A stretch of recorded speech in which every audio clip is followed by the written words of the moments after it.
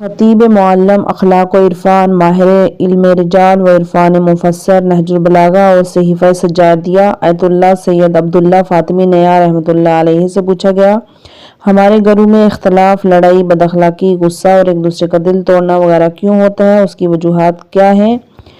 فرمایا، بہت سی گھریلو مشکل کی ایک وجہ یہ ہے کہ ہمارے گھروں میں فرشتوں کا آنا جانا نہیں رہتا۔ اگر کسی گھر میں فرشتوں کا آنا جانا رہے، وہ گھر بہشت رہتا ہے۔ اب اپنے گھروں میں کیا کیا جائے کہ فرشتے ہمارے گھروں میں رہیں، اور کن چیزوں سے پرہیز کیا جائے تاکہ کہیں فرشتے چلے نہ جائیں؟ فرمایا، حدیث کسا کی زیادہ تلاوت کی جائے، اول وقت میں نماز ادا کریں، نماز قضا نہ کریں، اس کا بہت برا اثر ہوتا ہے۔ کوئی نجس چیز گھر میں نہ رکھیں، سارا گھر پاک رہنا چاہیے۔ جس گھر میں چیخو پکار یا بلند آواز میں بات کی جاتی ہے، اس گھر سے فرشتے چلے جاتے ہیں۔